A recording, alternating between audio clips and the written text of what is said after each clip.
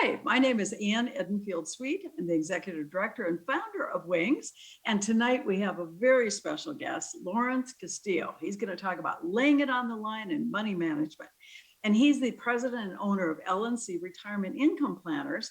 And I first heard him on the radio. For years, I heard him on the radio, and I thought he was out of New York or Chicago or something. Finally, I decided to call one day, and I found out he was right here in Albuquerque. So I called him, and actually he has done income planning and retirement planning for me. And so I highly recommend Lawrence, and we're going to learn a lot from him. So Lawrence, I'm going to let you take it away and teach us all about money management and laying it on the line. Well, thank you, Ann, so much for having me come and speak. I really appreciate it. I haven't spoken in about 10 years to a young audience before, but we're gonna go over something that's going to be very, very important that I used to teach to young associates coming into the business, but I think it relates to everyone, and it's called the unstoppable mindset. And before we get started, I did want to start with a little story, and it happened to be when I was a young man, about 12, 13 years old, and my father had a restaurant, my grandfather had restaurants, and it's about onions. And it's about paying attention. And as I was cutting the onions, preparing for the meals, I used to do prep work for my father, and all my brothers and sisters grew up doing it in the restaurants. And lo and behold, my father comes in and he said, "What are you doing?" I said, "Well, I'm cutting the onions." And he said, "Why are you cutting off the ends so large? You're wasting the profits." And I said, "Wasting the profits?" So he made me get the ends back up, cut them a little shorter, and cut them and prep them for the enchiladas and everything that were going to be served for the lunch that day. And boy, I couldn't wait to catch him make a mistake. So during the breakfast, I saw him going into the dining room where all the different diners were sitting down eating. There were some sheriffs and there were some firemen and police officers. And one of the tables told my father, I said, "You know, Herman," he said, this short stack's a little short." He said, "Don't you think you ought to do something about it?" And he said, "You're absolutely right." He said, "What I want you to do is I'll go back and I'm going to get something for you to make up for being such a short stack." And when he came back and he brought it to the table, he showed it to everyone that was at the table and brought the stack and put it back in there. Before he had a chance to go back into the kitchen, another table said, "You know what, Herman, the papas over here on this plate is a little short." He said, "You know what, you're absolutely right." So he went back in the back, asked me to get some papitas, put them on the plate, and took them back out there. And when he came back, before that all had happened, when I was cutting the onions, my father said, "You're wasting all the profits." So I couldn't wait to tell him what he was doing when he got to the back. When he got to the back of the kitchen, I said, "You talk about wasting the profits. You just went in there and told everybody that everything was all right. You gave them a whole platter of potatoes. You gave them another short stack." And I said, "That's wasting the profits." And he said, No, my son." He said, "Let me tell you something. Every pancake that I make costs me 3 cents a piece, and I give them 3 pieces." He says, "But I charge them $1.99. And for the potatoes, I gave them 1 potato that was chopped up on the plate, and it was 8 cents. And I said, "Oh." And he said, "You know, I buy you books, I buy you shoes, I send you to school, and you still come home and spell taters with a P." So he said, pay attention, I'm going to learn you."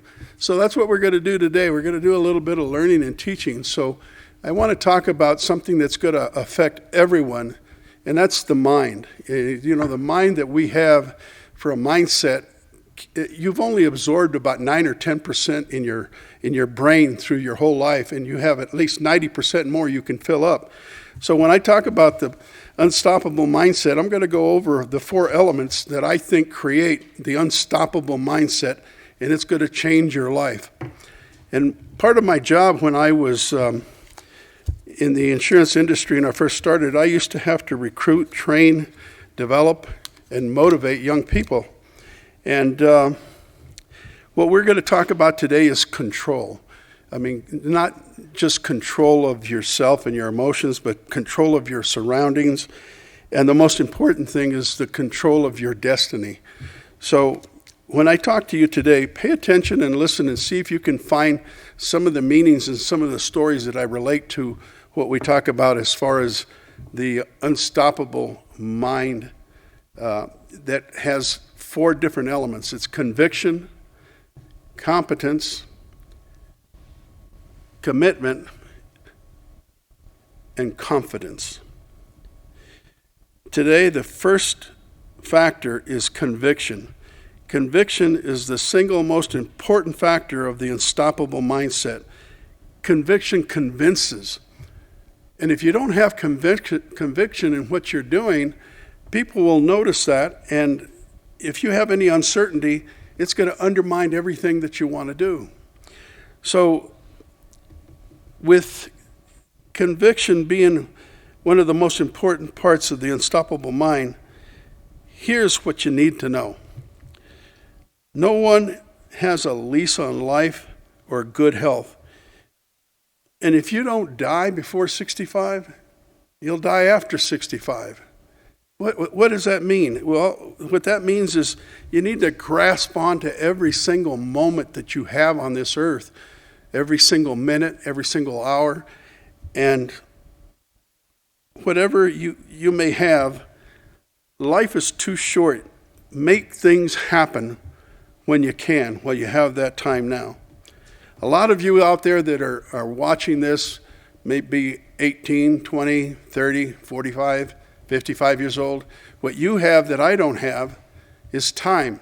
So make the best of the time that you still have. I'm in the last quarter of my lifetime.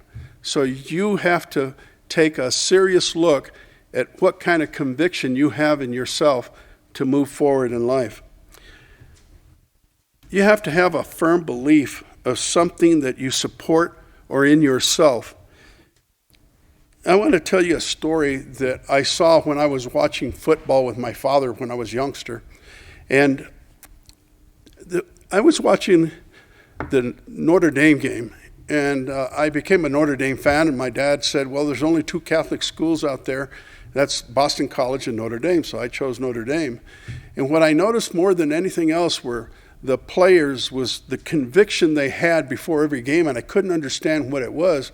I didn't know if it was the speech before they got on the field, but I watched them go from the locker room down the steps to go outside to the stadium, and every single time, every single person that went down those steps, you'd walk down and you'd see that fighting Irishman right there, right above the door, and before they went out, every single one of them would tap that Irishman, and right above it, it said, play like a champion.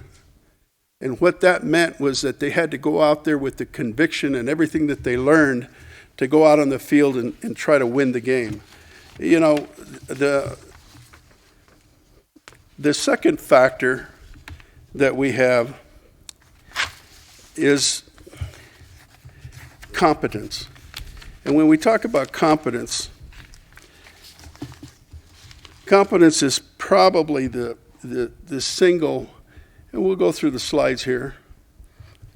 Go through the next one. Can we go through the next slide? Okay, it's not working, but that's all right. We'll go through this. Competence is the single most important factor in a relationship is trust.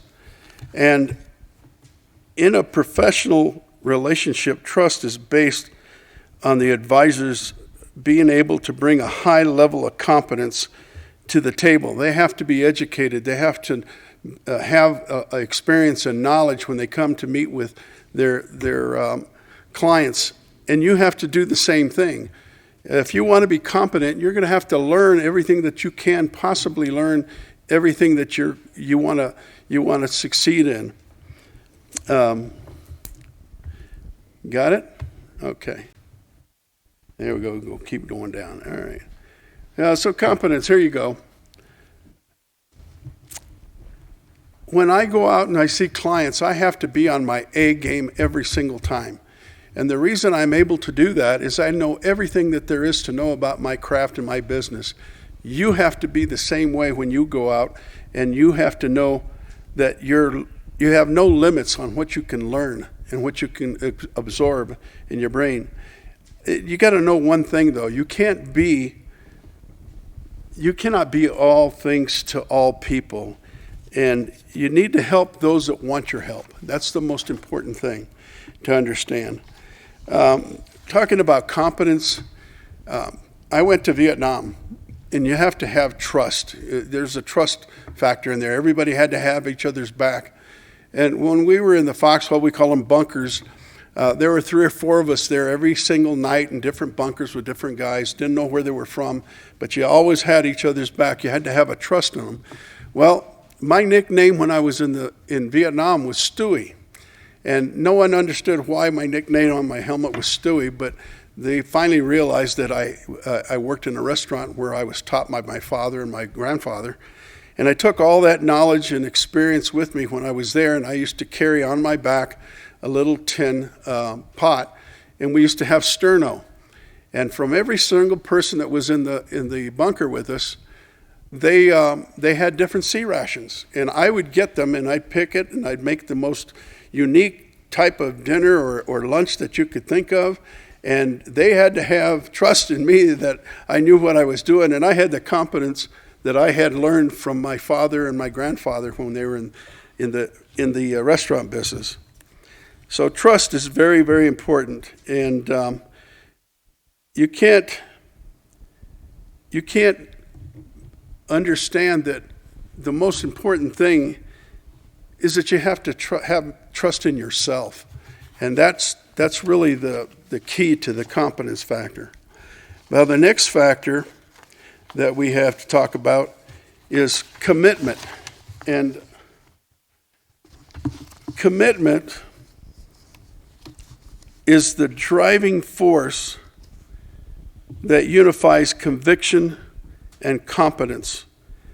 Commitment requires 3 major elements, and that is desire, determination, and an effort on an ongoing basis. You have to do it all the time.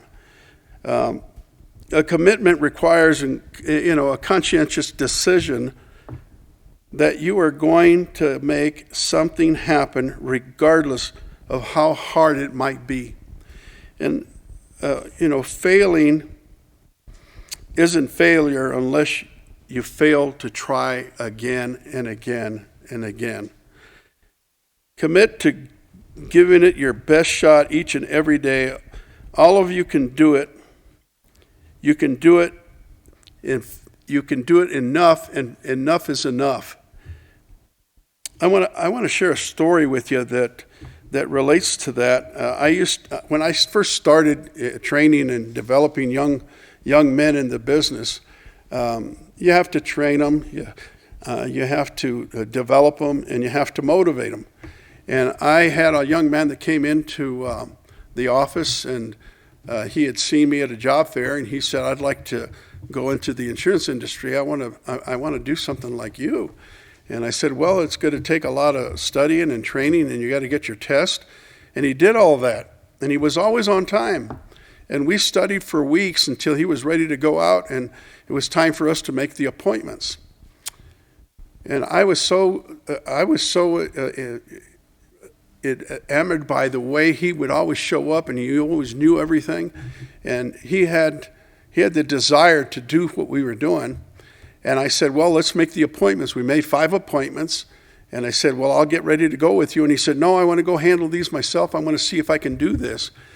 So at the end of the week, we had a review like we do with everyone. And when he came in to sit down with me in my office, I said, "Well, how did we do this week?" And he said, "Well, I was only able to see 4 of the 5 appointments that I had, but I sold all 4 that I met with."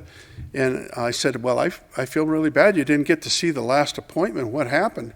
And he said, "Well, by the time I got to the first appointment and I got off the bus and I walked to the neighborhood, found the client, and I sat there with them and I explained about the policy, I wrote it, walked back to the bus stop, went home," and he kept going on and on and on. He said, "Finally, when I got to the last bus stop, before I went to my last appointment, I had missed the bus." And I said, "Don't you have a car?" And he said, "No, I made all these appointments going on a bus." Now, let me tell you something. That's a commitment. If there's anybody that's going to do anything. That young man went on to become very successful in the business and is still in the business today. So success in anything is not a given. It's earned. You have to earn it. You have to pay the price. You have to study whatever it is that you're going to be committed to. And you have to be competent in what you're doing. To have success, believe it or not, you have to be willing to fail. And you have to give it your best shot every single time and be on your A game.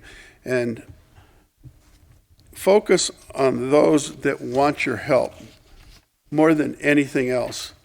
The next slide is confidence. Boy, you want to talk about an ingredient that's so important to becoming the unstoppable mindset is confidence. For confidence, you have to have the conviction and competence and commitment and combined to create an unbelievable amount of confidence in someone. Confidence is about the belief that you have in your own competence and the competence of those that are on your team. It could be your family, it could be your friends, it could be a group that you have that you meet with every week or once a month. No one achieves success without the help of others. You can't do it by yourself. You have to have positive reinforcement all the time. Confidence is also about the expectations that you have about your family, wanting to do the right thing for themselves, and General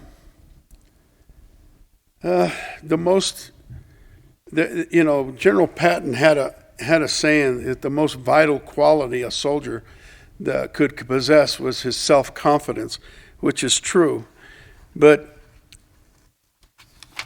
when I talk to people, I say, you know what you need to know? Others sense this with you as far as confidence is concerned, that they will be reassured by your self-confidence in yourself. So it penetrates. And I usually tell a story about going to a party or a gathering and so forth. And when I went to a function one time, I saw about 6 or 7 people standing around someone in the corner. And it was at a company function. It wasn't even the owner or one of the managers. It was someone else. It was a coworker. And they were all standing around this person, and he had the presence of confidence, and everybody was listening to every single word that he had. So it doesn't have to be a boss. It can be a coworker that has the leadership abilities. Are you a leader or a follower? And that was a leader. He had confidence in himself and his smile and his presence. It was unbelievable. And one of the important things that I wanted to mention before I left was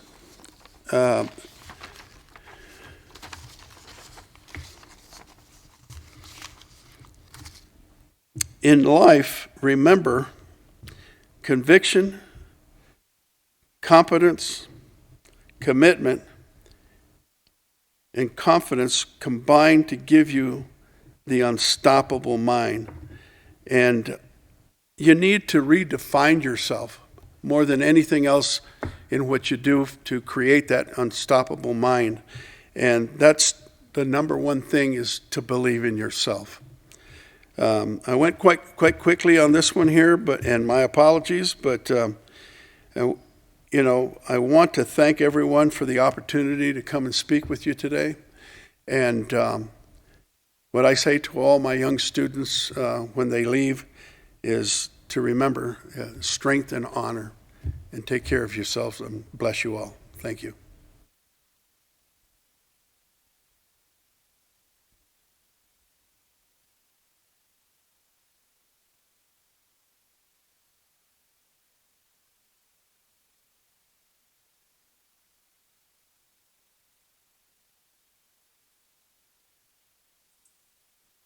That was quite a talk, Lawrence. Thank you so much for that.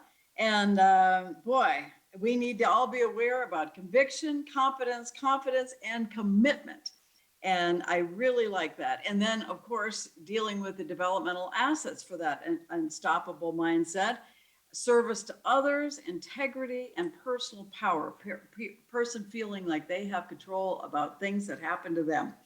Well, I always like to close with a story. And today the story is about April Fools, because we just had April Fool's Day. And did you ever wonder about April Fools and how it got started? Well, the most commonly stated fact says that it dates back to 1582, the year France adopted the Gregorian calendar, which shifted the observance of New Year's Day from the end of March to the 1st of January. But some folks, out of ignorance, stubbornness, or both, continued to ring in the new year on April 1st, and they were made the butt of jokes and pranks because of their foolishness. This became an annual tradition, according to this version of events, which ultimately spread throughout Europe. The major weakness of the calendar change theory, though, is that it fails to account for an historical fact, linking this time of year to merriment dating all the way back to the time of antiquity. The Romans, for example, celebrated a festival on March 25th called Hilaria, marking the occasion with masquerades and general good cheer. Holi, the Hindu festival of colors, observed in early March with general merrymaking, and the loosening of social norms is at least as old. So it's not unreasonable to suppose that the calendrical changes in the 16th and the 17th centuries served more as an excuse to codify the general spirit of frivolity already associated with the advent of spring than as the direct inspiration of April Fools. Well, however it came about, it is a fun day, and I hope you enjoyed April Fools. And I certainly hope you enjoyed our time with Lawrence. Here is Lawrence's contact information. And he is such a wonderful man, and you can hear him on the radio every week, but also now you can go back and you can hear this talk with Wings. So we hope you'll join us every Monday night. You can go to YouTube or our Facebook or our website and catch us. And then next week, 6 o'clock, the same time. So I thank you for being with us. If you were part of our Zoom, if you were part of our Facebook or our YouTube audience, this will be the end of our talk. If you're with Zoom, stay on, because we're going to go to breakout rooms, and then you'll be able to ask Lawrence all kinds of detailed questions you might have. So thanks, everybody. Have a great week, and we'll see you next week, 6 o'clock Mountain Time. Wings for Life. Thanks so much. Good night.